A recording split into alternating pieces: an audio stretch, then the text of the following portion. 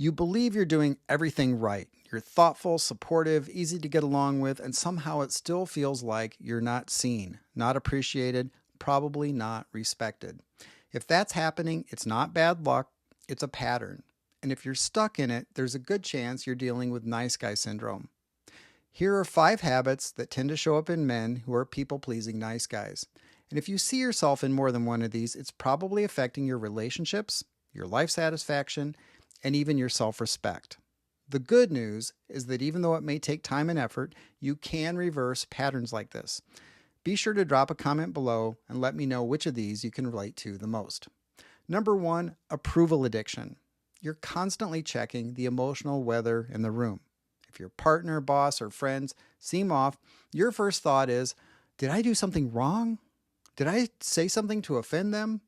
You want everyone to be okay with you because if they're not, something in you feels very unsettled. You stop being okay with yourself.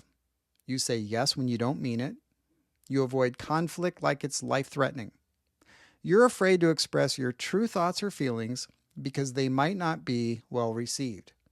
You feel low-grade anxiety anytime someone's even mildly disappointed in you. It looks like being agreeable on the outside, but underneath it's a fear of rejection dressed up as niceness. A lot of guys learn this early, maybe in a home where keeping the peace meant keeping the love.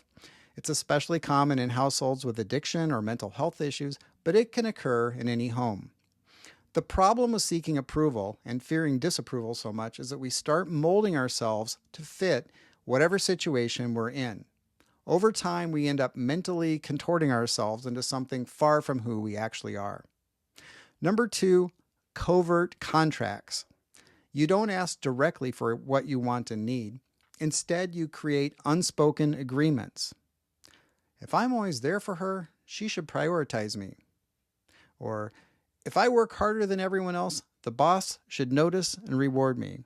Or, if I'm the supportive friend, then they should reciprocate when I need them. But here's the problem.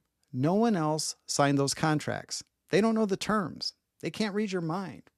So when they inevitably break the agreement, you feel let down, even betrayed. But the thing is, you never even gave them the chance to agree to anything. You set everyone up to fail, including yourself. You bring her morning coffee, hoping she'll start showing you more affection. But you never say that's what you want. This habit doesn't just create resentment, it also creates quiet entitlement. You end up believing that you've earned something you were never honest about needing. Now, guys, I'm being direct about all this because I believe it's the only way to be useful, but I'm not judging you or talking down to you. I spent years as a walking example of a nice guy, and that's why I'm here. Number 3, losing yourself. Over time, you stop expressing your opinions. You avoid asking for anything. You become low maintenance because you don't want to inconvenience anyone, right? You just don't want to be a bother. At this point, you've probably even convinced yourself you don't really need much in life. You're fine, right? You tell yourself and everyone else you're fine all the time, to the point where you shrink yourself in the name of keeping the peace. But the thing is, peace without presence isn't really peace, it's absence. Eventually, you don't even know what you want anymore. You become so good at adapting to everyone else, you've lost touch with yourself. You're the guy who says, whatever you want to watch is fine, again, while sitting through your 3rd true crime documentary, quietly just tuning out. You really need a quiet evening in to recharge, but you say, okay, to an overstimulating, busy night you wanted nothing to do with. You don't enjoy yourself, but you know what? You've done this so many times now, you've gotten pretty good at playing the good soldier, that emotionally numb robot. You just use brute force to power through it. One more time, and you just tell yourself, it is what it is. And the worst part, no one else notices because you've trained them not to. Most people who make themselves small don't realize they've stopped seeing themselves, or maybe never saw themselves, as equals. They're not just keeping the peace, they're putting everyone else on a pedestal by default. Number 4, hidden resentment. Now this one builds quietly. You say yes, you keep the peace, you go along with the plan, but deep down, there's friction. You're tired, you're annoyed, maybe you're pissed off. You're doing things out of obligation, not because you really want to. And when people don't reciprocate or even notice, you start to feel bitter. But instead of saying anything, you just swallow it again.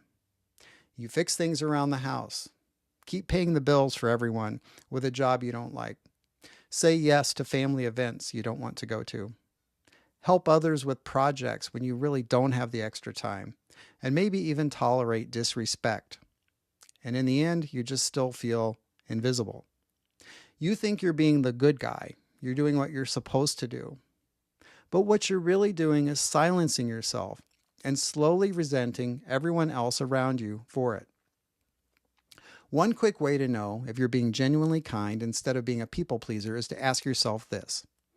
Is this something I truly want to do? Even if it's a sacrifice, it's okay to make sacrifices once in a while. And can I do it without resentment?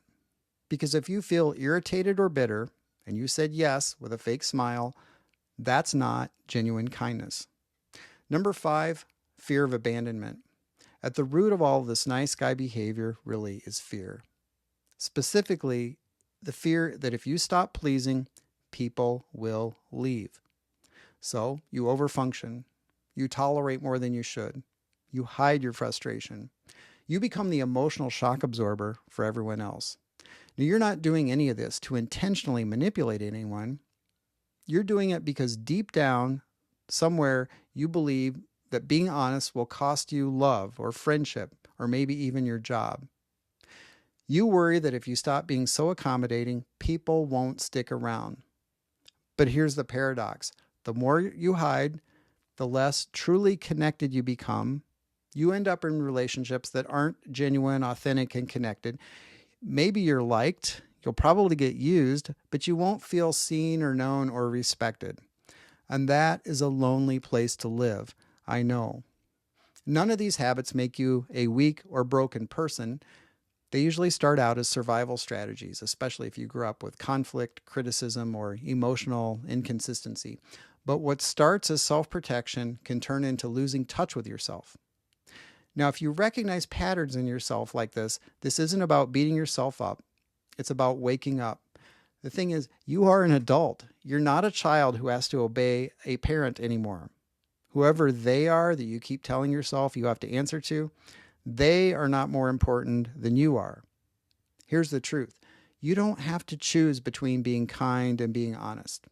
You can be a good man without being a doormat. You can care for others without abandoning yourself. It starts by noticing the habits, then deciding who you actually want to be. Not just someone who's nice, but someone who's real. If you found this video helpful, please give it a like. It really helps this channel grow so that I can keep making better content for you. And I'd really appreciate it if you consider subscribing as well and turning on the bell notification.